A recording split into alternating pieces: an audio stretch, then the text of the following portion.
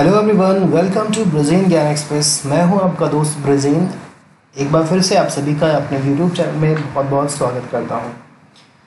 दोस्तों, ये वीडियो हमारा साइंस का मॉक टेस्ट 10 होगा और ये हमारा सामान्य विज्ञान का अंतिम मॉक टेस्ट होगा, जिस पे मैं आपको 50 महत्वपूर्ण प्रश्न और दूंगा जो आपकी परीक्षा के लिए काफ़ी इम्पोर्टेंट होंगे।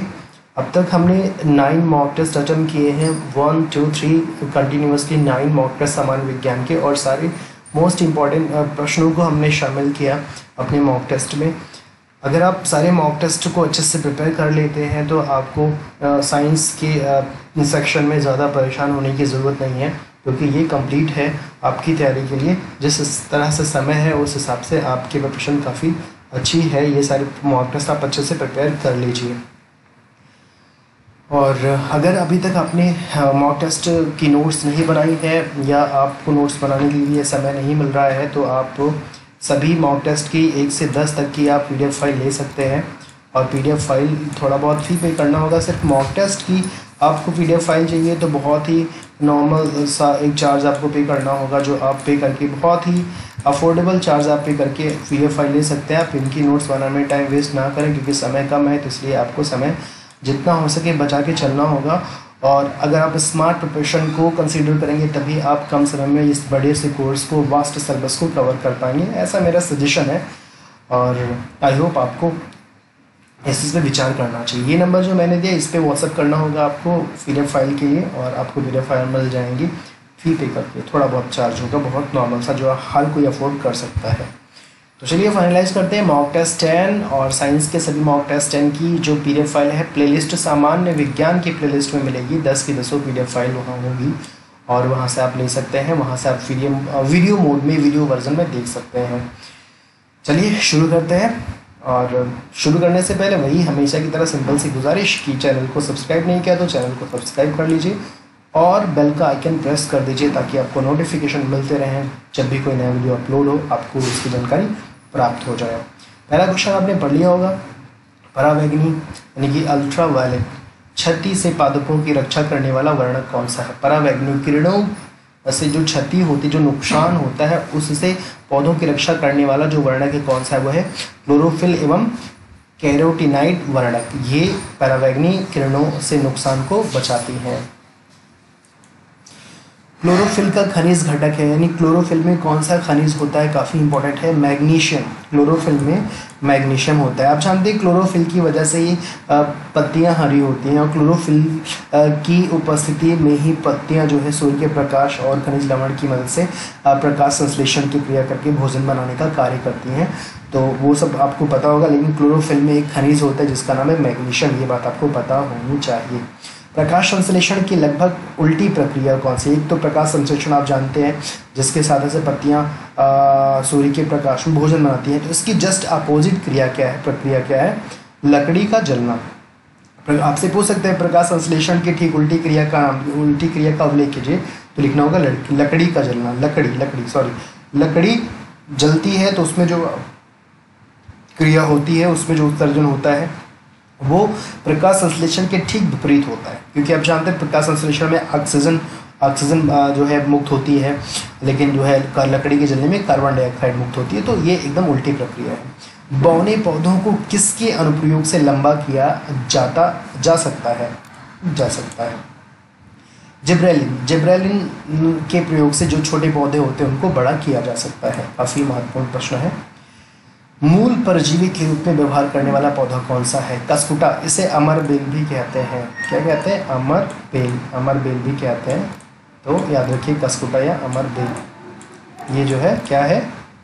ये मूल परजीवी के रूप में व्यवहार करने वाला पौधा है। कीटभक्षी पादप ऐसी मिट्टी में उगते हैं जिसमें कमी होती है। किसकी कमी? तो नाइट्रोजन की कमी वाली मिट्टी में कीटभक्षी पादप पाए जाते हैं, जैसे कि घटपर्णी होता है, पिचर प्लांट। और एक सामने लिखा हुआ है कौन सा पौधा कीट पकड़ता है? नेपेंथस। तो सारे इंपॉर्टेंट क्वेश्चन हैं दोस्तों, बहुत ज़्यादा सेलेक्टेड क्वेश्चन है यहाँ पे। मिनी माता रोग किसके कारण होता है? पारा, मरकरी की वजह से होता है। पारिस्थितिकी तंत्र शब्दावली पारिस्थितिकी तंत्र शब्दावली किसने दिया? एजी टैंसले ने दिया। एजी टैंसले, कहीं टैंसले पढ़ने को मिलता है और कहीं एजी टैंसले। पारिस्थितिकी विज्ञान केंद्र कहाँ स्थित है? बहुत इंपॉर्टेंट क्वेश्चन है ये। बेंगलुरु, कर्नाटक की राजधानी बेंगलुरु में स्थित पारिस्थितिकी विज्ञान केंद्र। जैव मात्रा का पिरामिड किस पारिस्थितिकी तंत्र में उल्टा होता है? तंत्र होगा, तंत्र नहीं। ये तालाब का जो जैव मात्रा पिरामिड है ये उल्टा होता है, अपोजिट होता है, यानी कि ये ऐसे बनता है। ये तो सीधा पिरामिड होता है, ये ऐसे सीधा पिरामिड होता है। और तालाब कैसे बनता है? तालाब का पिरामिड ये ऐसे बनता है, ये उल्टा वाला पिरामिड ये तालाब का बनता है, ये तो उल्टा बनता है। आहार श्रृंखला में पादपों द्वारा प्रयुक्त सौर ऊर्जा होती है, कितने प्रतिशत होती है? पादपों द्वारा जो सौर ऊर्जा प्रयुक्त मात्र 1% होती है, केवल 1%, 1%। वनस्पति जगत में गैर हरित विषम पोषित पौधे कौन से हैं? फंजाई, गैर हरित यानी कि जो हरे नहीं होते, फंजाई। लिटमस किससे निकाला जाता है? बहुत इंपॉर्टेंट क्वेश्चन दोस्तों। लिटमस यह शैवाल अथवा लाइकेन से निकाला जाता है, शैवाल अथवा लाइकेन। बीओडी का पूरा नाम क्या है, या बीओडी किसका संक्षिप्त रूप है? Biological oxygen demand, biological oxygen demand ये है। और ये नदियों के प्रदूषण को मापने के लिए होता है, नदियों के पानी के प्रदूषण को मापने का ये एक फार्मूला होता है। ये मैंने जो है पर्यावरण के वीडियोस में भी इसको शामिल किया था ईवीएस के नोट्स में। पुष्प की सुखाई गई कलियों का प्रयोग मसाले के रूप में किया जाता है, लौंग का, काफ़ी इजी पता होगा। कौन सा ऐसा फल है जिसे असली फल भी है और दिखावटी फल भी है? कौन सा फल? देखिए कितना अच्छा महत्वपूर्ण क्वेश्चन है ये काजू। काजू को असली फल भी कहते हैं, दिखावटी फल, दोनों उसमें मौजूद होता है। गूदेदार थैलेमस किस में खाने योग्य होता है? तो गूदेदार थैलेमस जो खाने योग्य होता है वो सेब में होता है। किस में होता है? सेब में। आभासी फल का उदाहरण है, आभासी फल कौन है? सेब। सेब एक आभासी फल का उदाहरण है। सारे बहुत ही टॉप सेलेक्टेड क्वेश्चंस हैं, इनको आप बिल्कुल मिस मत करिएगा, रट डालिएगा। सबसे छोटा फूलों वाला पौधा कौन सा है? वुल्फिया। सबसे छोटा फूलों वाला पौधा वुल्फिया है। अफीम के पौधे के किस भाग में हमें मर्फीन प्राप्त होता है? फल आवरण में ही मर्फीन प्राप्त होता है। इस पेड़ की छाल मसाले के रूप में प्रयोग की जाती है? दालचीनी। दालचीनी की जो छाल होती है मसाले के रूप में प्रयोग की जाती है, सभी को पता होगा। अमरबेल जिसे कसकुटा कहते हैं, ये क्या है? पूर्ण तना परजीवी है। क्या है? पूर्ण तना परजीवी है। कुनैन किस पेड़ की छाल से निकाली जाती है? सिनकोना। बहुत बार रिपीटेड क्वेश्चन, बहुत महत्वपूर्ण क्वेश्चन है ये। कुनैन सिनकोना के पेड़ की छाल से निकाली जाती है। चमड़ा उद्योग में पौधों से प्राप्त होने वाली किस चीज़ का प्रयोग किया जाता है? टैनिन। बहुत ज़्यादा इंपॉर्टेंट है, टैनिन का प्रयोग चमड़ा उद्योग में होता है। पौधे में जल और पोषकों के संचालन के लिए ऊतक कौन सा जिम्मेदार है? जाइलम। जाइलम और फ्लोएम दो ऊतक होते हैं जो काफ़ी पूछे आते हैं दोस्तों। मैं आपको क्लियर कर दूं, यहाँ पे कभी कन्फ्यूज़न हो तो आप देखिए, ध्यान दीजिएगा। जैसे ये पेड़ और या पौधा कुछ भी मान लीजिए ये है, तो यहाँ इसके नीचे जड़ें फैली हुई हैं, है ना, ऐसे। तो जो जाइलम होता है नीचे से जो है यहाँ से खनिज, लवण और पानी ऊपर तक पहुँचाता है, ये जाइलम का काम है। जा से जाइलम, जा से जल। आप इससे रिलेट करके याद रख लीजिए कि जो जाइलम होता है नीचे से ज़मीन से जड़ के माध्यम से पानी, जल जिसे कहते हैं, जल, खनिज, लवण, पोषक तत्व जो है ये ऊपर ले जाता है। और जो फ्लोएम होता है, फ्लोएम वो भोजन जो बनता है यहाँ पत्तियों में वो पौधों के विभिन्न भागों में फैलाता है, पहुँचाने का काम करता है। वो पूरे जो है पेड़ में, पूरे पौधों में जो है पोषक तत्वों यानी कि बने हुए भोजन का वो संचरण करता है, उसे फैलाता है। तो जाइलम जल ऊपर ले जाता है, कह सकते हैं, फ्लोएम और अन्य जो है पोषक भोजन, बने हुए भोजन को पूरे भाग में फैलाता है। तो इससे आप याद रखिएगा, बहुत बार पूछा जाता है जाइलम और फ्लोएम। भूमि का जल मूल रोमों तक किस दबाव से पहुंचता है? पाराशरण दबाव। भूमि का जल जो होता है मूल रोमों तक किसके दबाव से पहुंचता है? पाराशरण दबाव के कारण ही पहुंचता है। तो ये काफ़ी महत्वपूर्ण क्वेश्चन है। बंद गोभी का खाद्य अंश होता है, यानी कि बंद गोभी में कौन सा अंश खाने योग्य होता है जिसे हम खाते हैं? काई कलिका जिसे हम खाते हैं। अवस्थम मूल पाए जाते हैं किसमें? बरगद में। बहुत ज़्यादा इंपॉर्टेंट है। बरगद में जो जड़ें होती हैं जिनको पकड़ के झूला जाता है, जो काफ़ी लंबी लंबी होती हैं, जो जकड़ लेती हैं ज़मीन से फिर से, तो उसे अवस्थम मूल कहते हैं। पान की लता, पान जिसको हम खाते हैं, पान की लता में बनने वाली जड़ कौन सी होती है? ये आरोही जड़ होती है। उसका नाम क्या है? आरोही जड़। घास का सबसे ऊंचा और सबसे मोटा प्रकार है दोस्तों, घास का सबसे मोटा बांस है। बांस एक प्रकार की घास है जो सबसे मोटा और सबसे ऊंचा होता है। तो बांस क्या है? घास है, इसलिए क्वेश्चन बना कि घास का सबसे ऊंचा और सबसे मोटा प्रकार है बांस। गाजर का रंग किसकी मौजूदगी के कारण ऐसा होता है? ये गाजर का रंग का होता है कैरोटीन की वजह से होता है। वर्गीकरण की कैरोलस लीनियस प्रणाली क्या है? द्विपद प्रणाली, या कह सकते हैं कि वर्गीकरण की द्विपद प्रणाली किसने दिया है? तो आपको बताना है कैरोलस लीनियस ने दिया है। भारी मात्रा में अल्कोहल पीने वाले लोगों को कौन सा रोग हो जाता है जिसकी वजह से वो मर जाते हैं? सिरोसिस होता है। क्या होता है? सिरोसिस।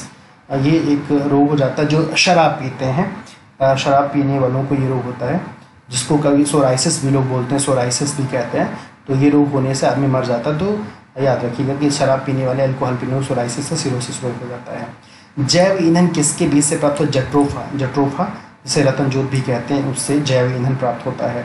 किस पादप को शाकीय भारतीय डॉक्टर कहा जाता है? बहुत ज़्यादा इम्पोर्टेंट है, तुलसी। शाकीय भारतीय डॉक्टर की जो एक पदवी या श्रेणी या टाइटल दिया गया है, तुलसी को दिया गया है, तुलसी। दालें पादपों की किस कुल की होती हैं? लेग्यूमिनोसी कुल की हैं दालें। जीवन का ब्लूप्रिंट क्या है? जीवन का ब्लूप्रिंट होता है डीएनए। हमारा डीएनए जो होता है जीवन का ब्लूप्रिंट होता है।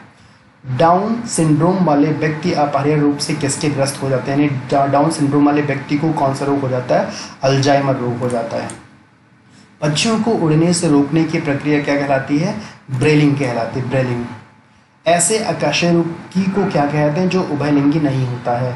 काकरोच एक ऐसा अकशेरुकी है जो उभयलिंगी नहीं होता है, काफ़ी महत्वपूर्ण है। सबसे अधिक अस्थायी पारिस्थितिकी तंत्र का उदाहरण कौन सा है? महासागर। महासागर सबसे अस्थायी पारिस्थितिकी तंत्र का उदाहरण है। किस कारण से स्टोन कैंसर होता है? दोस्तों स्टोन कैंसर ये आप एक स्टोन रोग होता है जिसे पथरी कहते हैं, वो नहीं है, वो तो अलग है। स्टोन कैंसर कहते हैं जो पत्थरों, जैसे पत्थर की बिल्डिंगें बनी, जैसे ताजमहल है, लाल किला है, इनके ऊपर धब्बा आ जाता है और इनका रंग फीका हो जाता है और उनका कलर जो है हट जाता है, तो उसे स्टोन कैंसर कहते हैं। ये किसकी वजह से होता है? अम्ल वर्षा की वजह से होता है। तो अम्ल वर्षा, जिसे एसिड रेन कहते हैं, जब एसिड रेन होती है तो उसमें सल्फर डाइऑक्साइड घुली होती है जो संगमरमर के कलर को फेड कर देता है और उसे ही स्टोन कैंसर कहते हैं। तो क्वेश्चन है किस कारण से स्टोन कैंसर होता है? तो आंसर है अम्ल वर्षा, एसिड रेन की वजह से। बहुत ज़्यादा इंपॉर्टेंट क्वेश्चन है। आनुवांशिकता शब्द किसने गढ़ा? या आनुवांशिकता शब्द किसने दिया? बेटसन ने दिया। और आनुवांशिकता के नियम किसने दिए? ग्रेगर जॉन मेंडल ने दिए। इन्होंने मटर के पौधों पे जो है आनुवांशिकता का प्रयोग किया था। तो ग्रेगर जॉन मेंडल ने आनुवांशिकता का नियम दिया है और आनुवांशिकता शब्द जो है बेटसन ने दिया। जीन शब्द किसने दिया? WL जोहानसन ने दिया है। भ्रूण के पोषण में कौन सी संरचना सहायक होती है? प्लेसेंटा। प्लेसेंटा जो है भ्रूण के पोषण में सहायक एक संरचना है। शिशुलिंग किसके गुणसूत्रीय योगदान पर निर्भर करता है? पिता के। पिता के गुणसूत्र से ही जो है ये पता चलता है कि जो शिशु है उसका लिंग मेल होगा कि फीमेल होगा, क्योंकि पिता में XY होते हैं, आपको पता होगा। और यानी ये XY होता है मेल में और XX होता है किस में? ये होता है फीमेल में। तो ये गुणसूत्र होते हैं। तो एक क्वेश्चन है शिशु लिंग किसके गुणसूत्रीय योगदान पर निर्भर करता है? तो पिता के। डीएनए संरचना का सही मॉडल किसने दिया? वॉटसन और क्रीक। बहुत ज़्यादा इंपॉर्टेंट और पूछा जाने वाला क्वेश्चन। डीएनए में पाई जाने वाली शर्करा है पेंटोस। दोस्तों आप देख सकते हैं कितने इंपॉर्टेंट महत्वपूर्ण प्रश्नों को मैंने कलेक्ट किया आपके लिए, मेहनत करके दिया। कंटिन्यू 1 to 10 मॉक टेस्ट मैंने कंप्लीट कराया। मुझे उम्मीद है कि सारे मॉक टेस्ट आपकी परीक्षा में मील का पत्थर साबित होंगे और आपकी साइंस सेक्शन में 100% हेल्प करेंगे। दोस्तों आप मेहनत करें, सारे मॉक टेस्ट को अच्छे से अटैम्प्ट करें, सारे मॉक टेस्ट की नोट्स बना के उन्हें कई बार रिवाइज कर लें। नोट्स नहीं बनाने का समय तो PDF फाइल ले लीजिए। मैंने कहा कि सारे मॉक टेस्ट, सिर्फ आप मॉक टेस्ट लेते हो तो बहुत ही सिंपल सा चार्ज पे करना होगा और आपके मोबाइल पे व्हाट्सअप नंबर पे ही सारे मॉक टेस्ट में फॉरवर्ड कर दूंगा और आप मोबाइल पे ही पढ़ सकते, क्योंकि मैंने बहुत बड़ा लिखा हुआ है। तो जो मोबाइल पे देखेंगे तो आपको बहुत ज़्यादा उसमें टाइम वेस्ट नहीं करना होगा, बहुत ईजिली आप उसको बार बार रिपीट करके प्रिपेयर कर सकते हैं। एनीवेज आप अपनी तैयारी पे फोकस किए रहिए। जिस भी माध्यम से आप अच्छा तैयार कर पाएँ, आप अपना माध्यम खुद चुनिए और हर हाल में अपनी प्रिपरेशन को बेहतर से बेहतर बनाइए और अपना 100% देने की कोशिश करिए।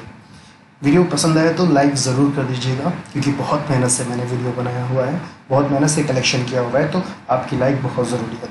लाइक करिए, दोस्तों से शेयर करिए, मेहनत करते रहिए। मिलेंगे नए लेक्चर में नए विषय के मॉक टेस्ट के साथ, नए विषय के वीडियो के साथ। गुड लक, जय हिंद।